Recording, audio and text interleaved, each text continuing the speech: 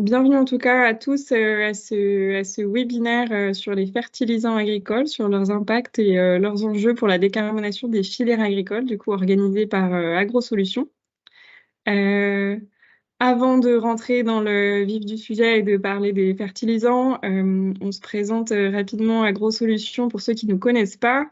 AgroSolutions, donc on est un cabinet d'expertise conseil en agriculture et environnement. On est une filiale du groupe InVivo. On est aujourd'hui 48 collaborateurs répartis en France, avec notre siège principal qui est à Reims. Et on a aujourd'hui donc 6 domaines d'expertise principaux. L'agronomie, évidemment, c'est vraiment notre ADN. On travaille beaucoup sur les sujets de climat et d'éco-conception, on va en parler aujourd'hui. On travaille également sur les agri-énergies, la biodiversité et la résilience alimentaire. On est aujourd'hui une équipe sur les sujets du climat et de l'éco-conception. On est une équipe de 17 experts dédiés à la mesure de l'impact climatique vraiment spécifiquement sur l'agriculture, avec des équipes formées, expertes aux méthodes d'ACV, de bilan carbone, qui accompagnent aussi nos différents clients dans la définition de stratégie de décarbonation, à la définition d'objectifs SBTI FLAG. Et puis, on a également un outil qui s'appelle Carbon Extract qui permet de faire spécifiquement du bilan carbone à l'échelle des exploitations agricoles. Notre spécificité AgroSolutions, c'est qu'on a aussi un pied vraiment dans la R&D avec une implication forte dans des projets de recherche à la fois français et européens sur des sujets de finance carbone et des méthodes. On a donc été un partenaire dans le projet Carbon Think en France. On est impliqué dans un projet européen qui s'appelle Marvic dans le cadre du nouveau cadre européen sur les absorptions de carbone. Et on travaille également fortement sur les méthodes du label bas carbone.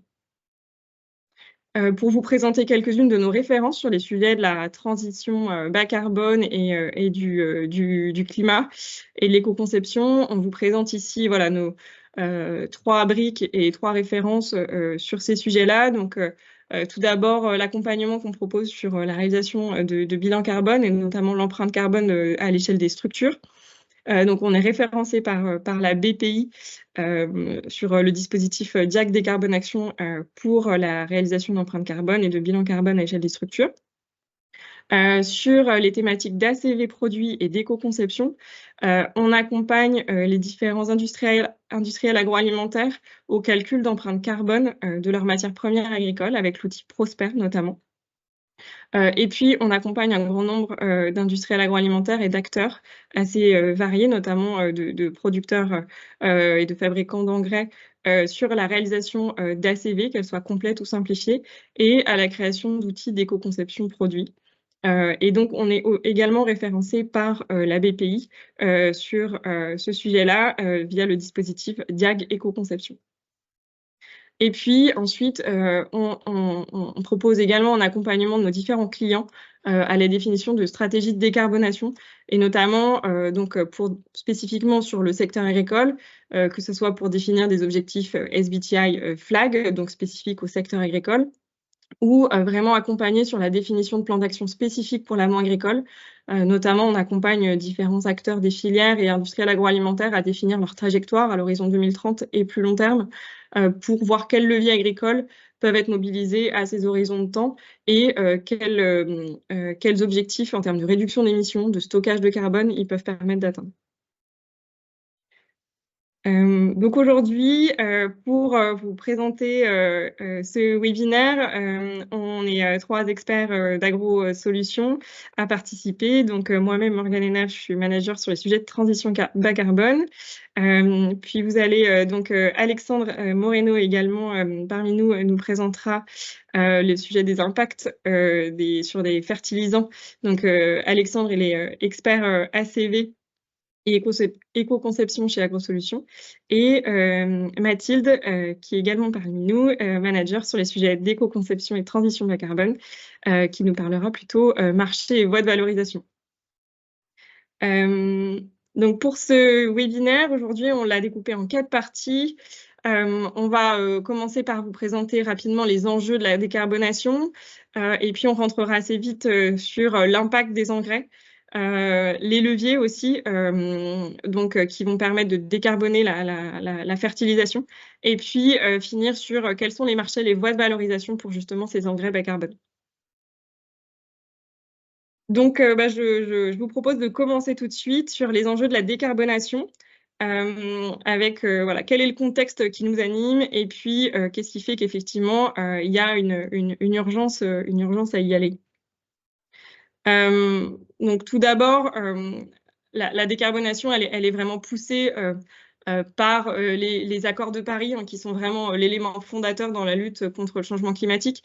Donc les accords de Paris de 2015 qui ont vraiment acté l'objectif d'atteindre, enfin, et de limiter le réchauffement climatique en dessous des 2 degrés, qui a été signé par 194 parties, et donc dont l'objectif décliné est l'atteinte de la neutralité carbone en 2050 à l'échelle de la planète.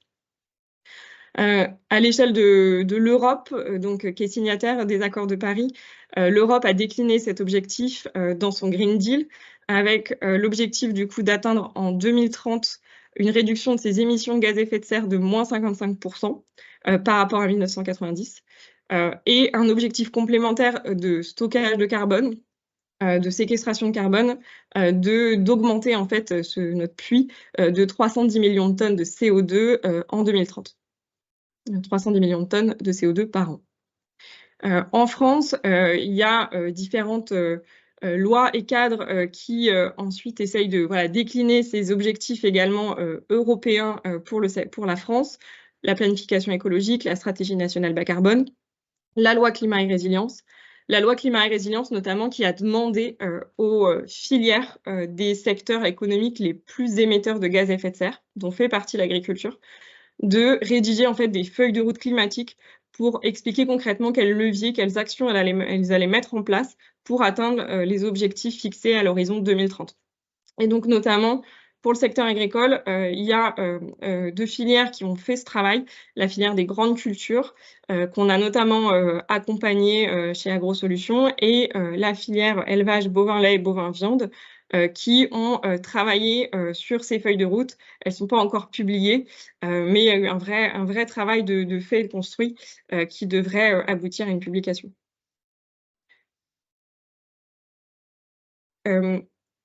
Sur la suite, l'idée, c'est voilà, on voit qu'il y a un contexte, en fait, évidemment poussé par les accords de Paris, et que l'Europe, les États mettent en place par un ensemble de lois et d'objectifs. Et puis, ces objectifs, ils sont accélérés par la pression sociétale, réglementaire, aussi financière. Notamment, voilà, il y a des attentes sociétales fortes que les industriels agroalimentaires déclinent en mettant en œuvre des filières décarbonées. Alors souvent, les industriels agroalimentaires vont s'engager dans des stratégies de décarbonation, SBTI par exemple, à l'horizon 2050, et du coup vont mettre en œuvre des filières décarbonées pour réussir à atteindre leurs objectifs de décarbonation qu'elles se sont fixés et répondre aux attentes sociétales. Il y a l'accès au financement qui devient aussi un facteur de pression assez forte pour les différentes entreprises et industriels, puisque effectivement maintenant, pour accéder au financement, les banques, les prêteurs vont être beaucoup plus exigeants sur quel niveau de trajectoire climatique l'entreprise s'est fixée, quel est son plan de décarbonation. Donc, ce qui pousse aussi les entreprises voilà, à s'engager dans ces trajectoires pour accéder à des financements verts. Il y a le réglementaire avec la CSRD à l'échelle européenne, notamment, qui va pousser pour beaucoup plus de transparence et de reporting à l'échelle des entreprises, et notamment sur le sujet du climat, avec voilà, une exigence de reporting de ces émissions, scope 1, 2 et 3, une exigence pour détailler son plan de décarbonation. Donc, des choses qui vont aussi être regardées par les financeurs. Et puis, il y a l'économique, avec qui va aussi beaucoup concerner notamment voilà, les fabricants d'engrais, puisqu'aujourd'hui, il y a d'ores et déjà des quotas carbone en Europe, notamment qui pèsent sur les usines de production d'engrais. Et puis, demain, une taxe carbone aux frontières qui va aussi concerner les engrais, qui va aussi accélérer ce besoin d'aller vers des engrais décarbonés. Donc voilà, tout un contexte qui pousse à s'engager dans cette décarbonation, et notamment pour les fertilisants, à regarder de plus près quels sont les leviers qui existent pour décarboner ces engrais dans les filières agricoles. Je vais passer la main maintenant à Alexandre qui va présenter un peu plus en détail l'impact des engrais dans les filières agricoles et dans les trajectoires de décarbonation. Oui, bonjour à tous. Donc, une fois qu'on a posé un peu ce contexte réglementaire et ces attentes sociétales, l'idée là, c'est de vous montrer un peu en quoi, si vous avez une stratégie de décarbonation, vous avez tout intérêt en fait à penser cette thématique des engrais, parce que vous allez voir que son impact n'est pas négligeable en fait dans un profil environnemental classique d'une exploitation agricole, voire d'une filière alimentaire entière. Donc, si on reprend un peu la base, pour un bilan carbone sur une exploitation agricole, on va avoir deux types d'émissions de gaz à effet de serre, à la fois des émissions directes au champ, qui vont avoir lieu directement à la parcelle, et des émissions dites indirectes, qui vont être délocalisées et vont être liées en fait à la production des différents intrants que vont utiliser les exploitants agricoles. Et donc parmi ces émissions directes au champ, vous avez trois types de gaz à effet de serre. Vous avez le protoxyde d'azote qui est directement lié à la fertilisation et donc à l'apport d'azote sur les sols agricoles. Vous avez les émissions de méthane qui vont être un peu plus liées au système d'élevage, avec la fermentation entérique et le stockage des effluents d'élevage. Et enfin, vous avez les émissions de CO2 qui est liée en fait à la combustion du diesel pour l'utilisation des engins agricoles. Et enfin, si on s'intéresse en fait aux enjeux indirects et donc aux émissions indirectes, vous avez 95% des émissions indirectes qui vont être liées directement en fait à la production d'engrais minéraux, ce qui représente en tout en fait au niveau du secteur agricole 28% des émissions totales, donc ce qui est considérable. Donc c'est un enjeu en fait majeur du monde agricole.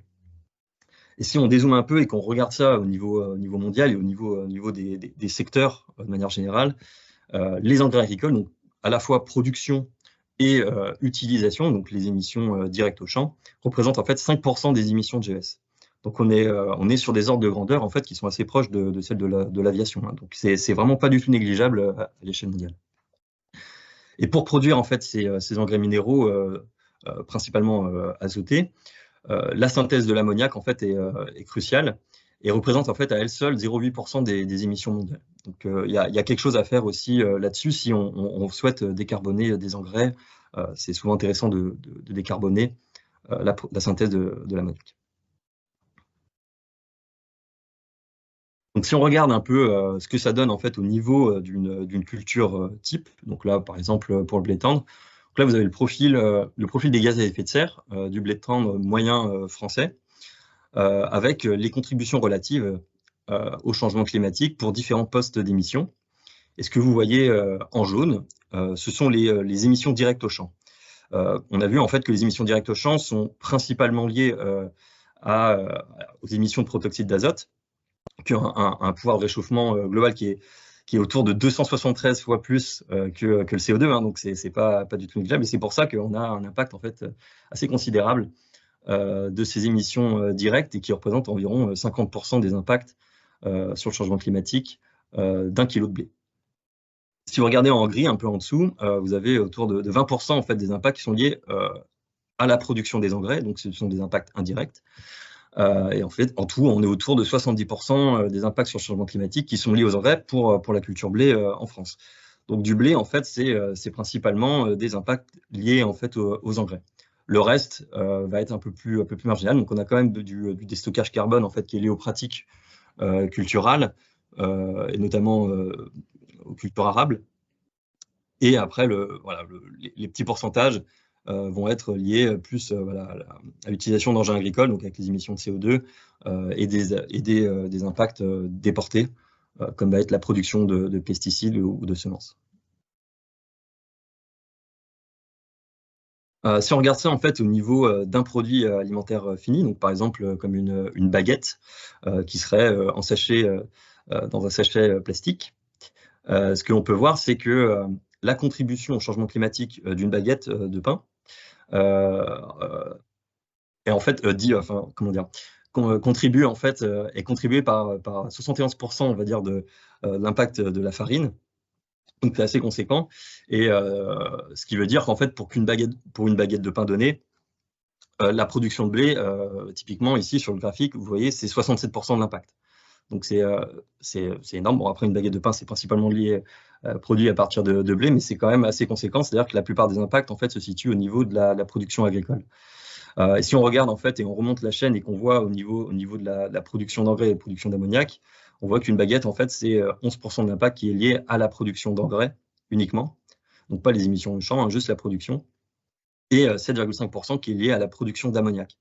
Donc si vous avez une envie en fait de décarboner une baguette de pain, vous avez tout intérêt aussi à attaquer ce sujet de la production d'engrais. Là, on voulait vous présenter aussi quelques exemples de facteurs d'émission pour différents types d'engrais azotés. Donc là, des classiques comme la solution azotée, l'ammonitrate et l'urée. Ce que vous pouvez voir, c'est que vous avez des différences quand même majeures qui peuvent exister entre engrais azotés. À savoir que là, les facteurs d'émission sont en kilos de CO2 équivalent par kilo d'azote. Mais voilà, il est tout à fait possible de choisir d'autres, ce qu'on appelle des unités fonctionnelles, hein, c'est-à-dire par rapport à quoi on va calculer les émissions de CO2. Et voilà, il faut toujours faire attention après sur les comparaisons parce que les engrais de manière générale ont des, on va dire des fonctionnalités assez différentes, et notamment quand on veut comparer des engrais minéraux et des engrais organiques, il y a toujours cette difficulté-là qui fait que comme les fonctions sont extrêmement différentes, on apporte des choses différentes au sol. Voilà, faut toujours faire un peu attention et de voir l'unité sur laquelle on se base quand on fait les comparaisons. Et ce qu'on voulait montrer, c'est que vous avez ces facteurs d'émission qui sont disponibles dans différentes bases de données que l'on possède à AgroSolutions, comme EcoInvent, que vous voyez ici. Mais on peut utiliser aussi des facteurs d'émission liés à la Worldfood Database, à AgriBalise, à AgriFootprint, qui sont d'autres bases de données ACV dans le secteur alimentaire. Enfin, la dernière chose qu'on voulait vous montrer, c'était que ici, vous avez des chiffres au niveau européen. Donc, si vous avez une production européenne, à savoir que vous avez également des chiffres disponibles sur d'autres régions du monde, et que potentiellement, sur une moyenne mondiale ou une production en Asie, vous allez avoir des facteurs d'émission un peu plus élevés, tout simplement parce que cela dépend en fait des facteurs d'abattement de certains gaz à effet de serre qui ne sont pas les mêmes en fonction des régions du monde et des réglementations.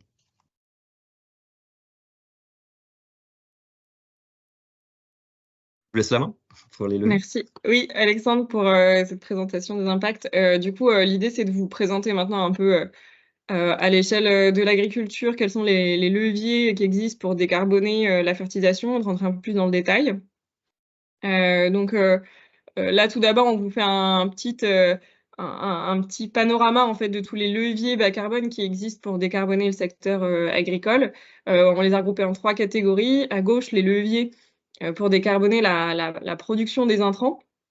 Et puis à droite, les leviers vraiment qui vont permettre de soit réduire les émissions de gaz à effet de serre au champ, soit stocker davantage de carbone au champ.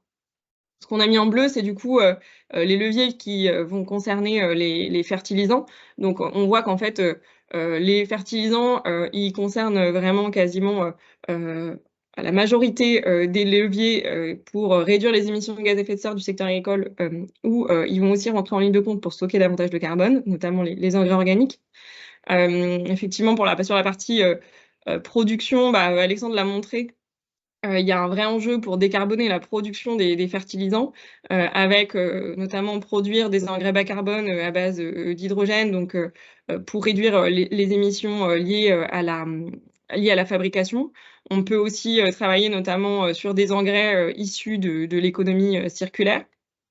Ensuite, au champ, on va avoir deux types de leviers pour réduire les émissions de gaz à effet de serre. Des leviers qui vont travailler sur l'efficience d'utilisation de l'azote, c'est-à-dire on va essayer de faire en sorte que l'azote qui soit apporté, il soit au maximum valorisé par la plante, qu'il y ait le moins de pertes possible.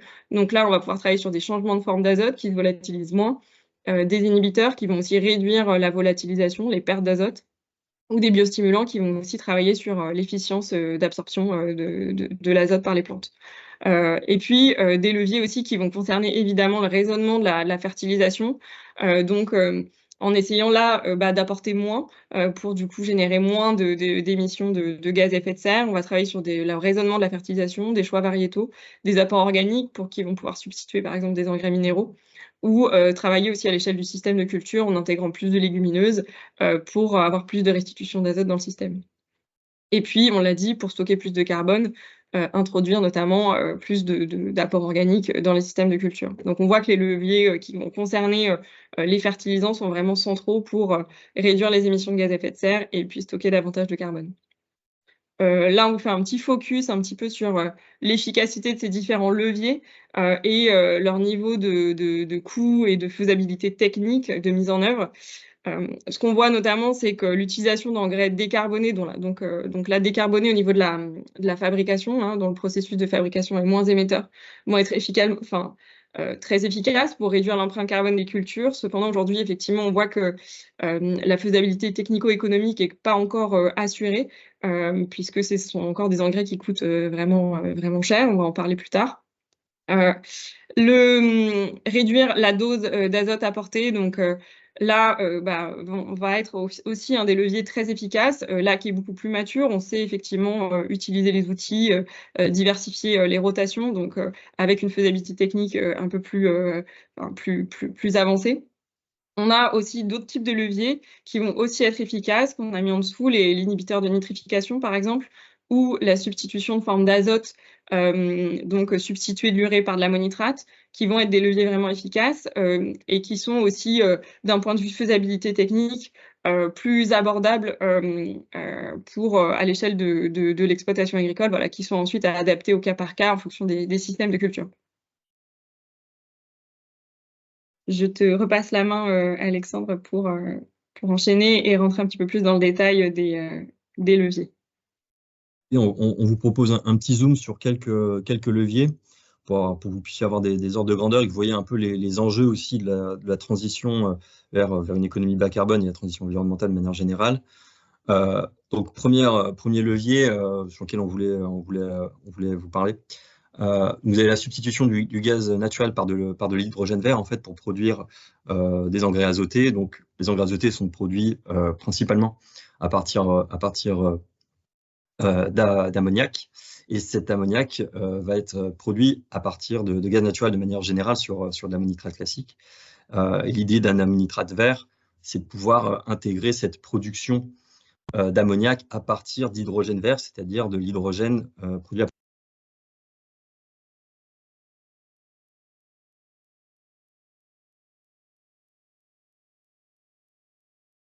Alexandre, ton micro est coupé. Excusez-moi, j'avais oublié d'ouvrir mon micro. Je vous recommence du coup. Non, ça vient juste d'être coupé. Ça a coupé il y a, ça a coupé à l'instant. Il y a 10 secondes, oui. Ouais. Ok. Il y a eu un bug, je pense. Ok, pas de souci. Juste pour dire que pour l'ammonitrate, une grande partie de l'impact en fait provient de la synthèse de l'ammoniac. Donc environ 70% de l'impact de l'ammonitrate provient de l'ammoniac. Et l'idée de décarboner d'une certaine manière la synthèse de l'ammoniac par l'utilisation d'hydrogène vert, ça permet de diminuer très fortement l'impact de l'ammonitrate. Donc c'est pour ça qu'on pourrait atteindre en fait avec un système à partir d'hydrogène vert des diminutions d'impact autour de 70% des engrais azotés tels que l'ammonitrate. À savoir que ce que vous avez en jaune ici, donc ce qui reste en fait en termes d'ammonitrate vert, donc on n'est pas sur un engrais totalement décarboné, parce qu'il reste en fait encore des émissions liées à la consommation d'énergie des procédés de production et aussi des émissions directes, notamment protoxyde d'azote pour produire de l'acide nitrique. Et donc il y a aussi ces enjeux-là à prendre en compte lorsque l'on veut travailler vraiment sur des engrais dits décarbonés. Un autre enjeu en fait, qui est extrêmement important aussi, c'est l'intégration de plus de circularité dans les filières alimentaires et les filières agricoles. Si vous voulez en fait avoir une stratégie de décarbonation, c'est évidemment réduire vos émissions de gaz à effet de serre, mais c'est également avoir une moindre dépendance aux ressources fossiles. Donc c'est intimement lié. L'idée, c'est que les ressources fossiles en fait sont limitées. Dans les dizaines d'années à venir, ça va être beaucoup plus compliqué pour les pays européens et notamment la France de s'approvisionner en ressources fossiles pour des raisons, alors ça peut être des raisons géopolitiques, mais aussi des raisons minières. Hein. C'est de plus en plus difficile d'extraire des ressources fossiles du sous-sol et on va dire la ressource va être de plus en plus rare parce que plusieurs pays vont vouloir capter la ressource. Et donc l'idée, c'est d'améliorer la résilience des filières et d'améliorer la durabilité des filières en passant en fait, d'une économie basée sur les ressources fossiles linéaires à une économie circulaire basée sur les ressources renouvelables. Donc là, vous pouvez le voir, vous avez le modèle linéaire qui est principalement utilisé actuellement, c'est-à-dire qu'on va extraire du gaz naturel pour produire de l'ammoniac qui va produire derrière des engrais azotés. Ces engrais azotés, on les applique aux champs pour produire différents types de cultures. Ces cultures sont transformées dans des industries agroalimentaires et formulées pour produire des produits finis que les consommateurs consomment. Et à la fin, ils vont jeter quelques déchets, notamment des emballages, des produits, il va y avoir une certaine forme de gaspillage alimentaire également.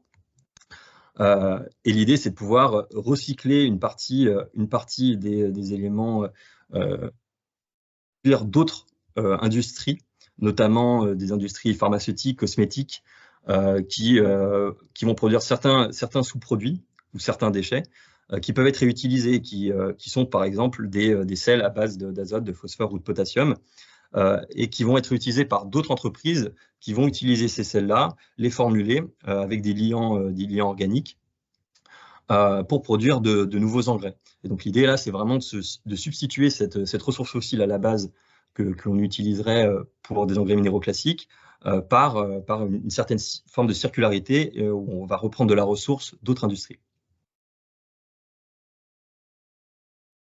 De la même manière, on peut augmenter la circularité, on va dire, des chaînes de valeur alimentaire, sur tout ce qui concerne directement les matières résiduaires organiques. Donc les matières résiduaires organiques, ce sont toutes les matières organiques qui vont être produites aux différentes étapes de la chaîne de valeur alimentaire. Donc on sait très bien recycler actuellement les effluents d'élevage, par exemple avec le cas du système de polyculture élevage, on va recycler directement de la matière organique pour l'appliquer au champ. Et l'enjeu environnemental de transition sur les prochaines années à venir, c'est d'améliorer justement ce système de recyclage de la matière organique, mais également sur l'ensemble de la chaîne de valeur. Donc vous avez par exemple au niveau culture des productions d'effluents d'élevage, des résidus de culture, au niveau industriel des productions de déchets alimentaires, des sous-produits qui ne sont pas comestibles et non valorisables par l'homme. Et au niveau consommateur et des communautés d'agglomération, vous avez les productions de déchets alimentaires et d'eaux urbaines qui peuvent être transformées en boue. L'idée, c'est que certaines industries de la bioéconomie puissent récupérer en fait, cette matière organique et d'une certaine manière la recycler pour la revaloriser et la réintroduire dans les sols. Tu peux passer, s'il te plaît, une petite transition. Pardon, oui. Ouais, pas de souci. Ces ressources-là, en fait, vont être aussi liées à d'autres secteurs, en fait, et du coup, c'est l'ensemble de ces matières organiques-là qu'il est nécessaire de récupérer pour pouvoir produire d'autres produits résiduaires organiques et de se substituer, en fait, aux ressources fossiles pour restituer, en fait, cette matière organique dans les sols et faire un cycle vertueux, notamment pour le stockage du carbone, mais la valorisation aussi de cette matière organique. Donc, si on fait un zoom un peu sur les facteurs d'émission que l'on a actuellement pour les engrais organiques en France, donc on a une certaine liste de facteurs d'émission qui sont comprises dans la base de données Agribalise, qui est gérée par l'ADEME et le GIS Revalim, qui s'occupe de tout ce qui va être amélioration méthodologique de la prise en compte des empreintes environnementales sur le secteur alimentaire en France. Ce que l'on peut voir, en fait, c'est que les facteurs d'émission sont extrêmement disparates en fonction du type d'engrais organique ou d'amendement organique. Et vous pouvez voir, en fait, que sur les composts et les boues urbaines, on a des facteurs d'émission qui sont assez élevés en comparaison de certains effluents d'élevage. Donc, par exemple, pour les boues, c'est principalement dû notamment aux grosses consommations d'énergie dues au séchage, qui fait qu'on a ce type de facteurs d'émission.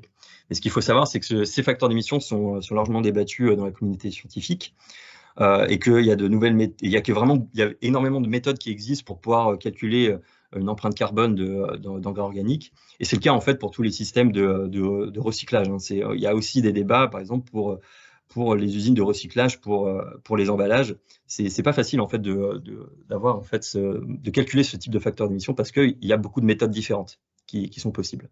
Et l'idée de l'ADEME GIS-Revalim, c'était de mettre en place une étude qui puisse faire un peu un état des lieux de ce qui se fait en termes de méthodologie pour calculer une empreinte carbone des produits résiduaires organiques. Et donc, AgroSolutions a répondu à l'offre et a réalisé cette étude-là pour balayer un peu ce qui existait dans la littérature scientifique et dans les bases de données pour pouvoir harmoniser, on va dire, cette méthodologie de calcul et la rendre cohérente dans la base de données Agribalise.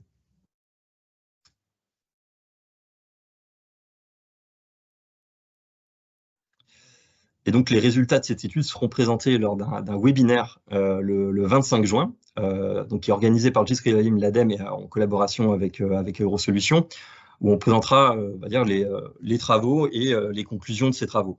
Mais ce que l'on peut dire là actuellement, c'est que les facteurs d'émission risquent d'évoluer et qu'on va prendre davantage en compte le double service en fait rendu par ces activités de recyclage et de valorisation des déchets. Donc c'est à la fois ces activités de traitement, c'est-à-dire que certains acteurs en fait payent pour pouvoir traiter une certaine forme de déchets, donc par exemple pour les déchets verts,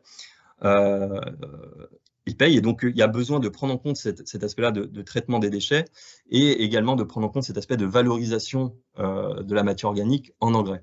Et donc, de fait, en fait, il y a une partie de l'impact qui sera potentiellement allouée aux producteurs du déchet. Et donc, il y a des chances que cela devrait réduire certains facteurs d'émission. Voilà, mais je peux pas en dire plus avant le 25 juin. Et tout ça pour dire que ces évolutions méthodologiques vont être intégrées dans Agribalise 3.2 qui devrait sortir courant septembre et impacter différents dispositifs nationaux comme le label bas carbone et le système d'affichage environnemental. Donc, c'est les fameux EcoScore ou Planet Score dont vous avez peut-être entendu parler. Merci Alexandre. Et pour compléter sur... donc là, on a vu effectivement les leviers qui concernent vraiment la partie production des engrais. On voulait aussi vous faire un petit focus sur les émissions au champ et notamment le levier inhibiteur. Qui effectivement peut être un levier mobilisé pour réduire les émissions au champ des engrais, notamment des engrais minéraux. Et donc là, on vous présente sur ce schéma un peu voilà, les modes d'action et aujourd'hui les coefficients d'abattement qui sont utilisés pour les deux types d'inhibiteurs. Donc à gauche, vous avez les inhibiteurs d'uréase. Les inhibiteurs d'uréase, ils vont vraiment jouer sur les émissions d'ammoniac au champ. Et donc, une urée avec inhibiteur d'uréase, par exemple, va permettre de réduire les émissions d'ammoniac de quasiment 70%. Donc ça, c'est le coefficient qui est utilisé aujourd'hui, notamment dans le label bas carbone.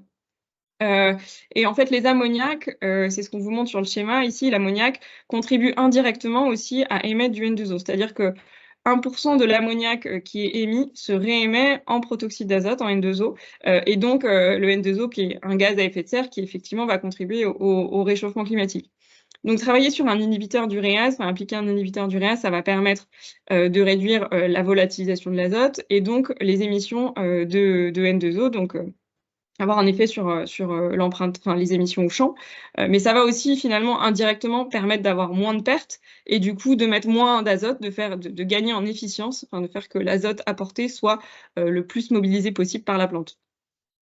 Et donc ça, bon, voilà pour la partie inhibiteur d'uréase. À droite, vous avez plus le focus sur les inhibiteurs de nitrification. Donc les inhibiteurs de nitrification vont avoir un mode d'action un peu différent. Ils vont vraiment agir sur les émissions de protoxyde d'azote directement. Les émissions de protoxyde d'azote direct, c'est vraiment 80% des émissions de N2O au champ. Donc, c'est le gros morceau des émissions de N2O. Et les inhibiteurs de nitrification vont venir vraiment agir sur ces émissions directes de N2O. Aujourd'hui, on considère, même s'il y a beaucoup de variabilité, c'est difficile d'avoir un coefficient vraiment le plus juste possible, mais on considère que voilà, les inhibiteurs de nitrification vont réduire de 20% les émissions de N2O direct. Ça, c'est ce qui est utilisé notamment dans le label bas carbone grande culture. Donc voilà deux modes d'action. Et en fait, ce qui va venir aujourd'hui dans la méthode label bas carbone grande culture V2, c'est que Il y aura d'autres types d'engrais qui vont être proposés, donc des engrais à libération retardée par exemple et des inhibiteurs biologiques avec des facteurs d'abattement adaptés. Donc on va élargir un petit peu la liste des types d'engrais qui permettent d'améliorer voilà, l'efficience de l'azote au champ. Et puis, les coefficients d'abattement qu'on vous présente là vont être ajustés, mis à jour selon la littérature scientifique. Donc voilà, des évolutions à venir sur ces inhibiteurs dans la méthode en culture V2. Donc on vous en dira plus dès lors que les modifications seront définitives. Donc on espère que ça vous a donné un aperçu un petit peu plus clair des différents leviers qui existent pour réduire vraiment les émissions liées aux engrais. Et puis je passe maintenant la parole à Mathilde pour aborder le sujet marché et votre valorisation. Oui, bonjour à tous. Donc, on voit qu'il y a une diversité de leviers possibles et tous vont avoir un certain coût pour les agriculteurs. Donc, on vous propose dans cette partie en fait des éléments qui sont issus de plusieurs travaux qu'on a pu réaliser cette année sur la fertilisation, les engrais bas carbone et surtout les modèles économiques associés, qu'ils soient actuels ou prospectifs. Donc, en particulier, on a réalisé une enquête début 2024. Donc, on s'est appuyé sur des retours de terrain pour adresser ce sujet. Et on a pu enquêter des acteurs de la chaîne agroalimentaire, aussi bien des coopératives agricoles que des industries agroalimentaires. Donc, aujourd'hui, ils sont peut-être présents des personnes qui ont répondu et on les remercie. En tout cas, voilà, sur le sujet, déjà, un premier point, c'est que tous les acteurs avec qui on peut échanger sur le terrain sont unanimes sur le fait qu'il y a une transition qui est inéluctable. On a vu en introduction les différents facteurs de pression et que les engrais auront un rôle crucial. Donc, ce constat, il est partagé. Mais avant d'étudier donc, les modèles de transition possibles, c'est intéressant, important de comprendre qui est décisionnaire dans l'adoption de ces pratiques. Et c'était souvent le premier niveau d'échange qu'on avait avec les acteurs dans le cadre de ces travaux. Donc l'analyse est que en fait la prise de décision sur des leviers bas carbone, dont les leviers qui concernent les engrais, elle se réalise via un dialogue entre les différents maillons de la filière, avec l'aval qui est plutôt donneur d'ordre, prescripteur sur des trajectoires à atteindre, et l'amont, les coopératives qui se chargent plutôt de l'évaluation technique et économique des actions qui sont ciblées, qui va proposer des solutions techniques, définir un coût, et puis enfin, il y a une discussion entre les parties autour du modèle économique. Donc justement, le modèle économique, quel est-il? Aujourd'hui, on voit que les projets bas carbone ont d'abord comme moteur des démarches qu'on dit volontaires, dans lesquelles on va distinguer deux mécanismes de financement, les primes filières et les crédits carbone. Donc ces deux mécanismes peuvent être associés ou non. Et il faut avoir en tête qu'en termes de déploiement, on est vraiment sur des projets pilotes. Il y a une réflexion pour passer à l'échelle, mais on reste sur des approches de niche. Et à noter aussi que malgré le caractère volontaire de ces projets, de plus en plus, il y a une nécessité de se mettre en conformité avec des démarches et des standards de type SBTi, dont on a parlé en introduction. Et là-dedans, dans ces démarches, dans ces projets de transition, nous, on s'est intéressé spécifiquement sur les engrais bas carbone, donc décarbonés au niveau de leur processus de production, et en particulier les engrais verts. Et ce qu'on a remarqué, c'est que bon, déjà, l'introduction de ces engrais, elle reste marginale aujourd'hui dans les filières, et elle fait plutôt l'objet de projets pilotes. Les objectifs sont ceux de tester des produits ou de répondre à un enjeu d'affichage. Donc, on reste sur une approche de niche et sur ces produits, on ne peut pas vraiment parler de marché. Donc, il y a des acteurs forts sur le périmètre France. Hein. Avec des projets, avec des acteurs comme Yara, Fertiberia, OCI. Mais il reste que sur le sujet des engrais verts, il y a aujourd'hui, selon les coopératives étudiées, enquêtées, peu de volume disponible, peu d'acteurs. Et surtout, les prix sont peu connus, voire prohibitifs. Parce que ces engrais coûtent en moyenne 3 fois plus cher que des engrais classiques. Donc voilà, aujourd'hui, il y a un surcoût pour les agriculteurs et le mécanisme de financement actuel que sont les primes filières qui s'établissent aujourd'hui de 5 à 70 € la tonne, enfin autour de 30, mais qui couvrent déjà des surcoûts associés à la traçabilité, à la logistique, et le marché volontaire autour des crédits carbone. Ces mécanismes de financement ne peuvent absorber qu'une partie des surcoûts. Donc voilà, la question est de savoir est-ce qu'on va évoluer vers un autre modèle économique, et ça semble nécessaire pour engager une transition.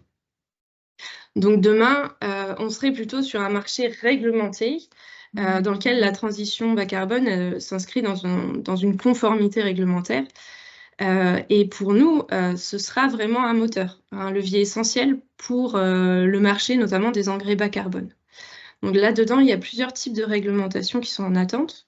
Il y a un premier mécanisme qui a été évoqué en introduction, qui est proposé par l'Union européenne, qui s'appelle le CBAM.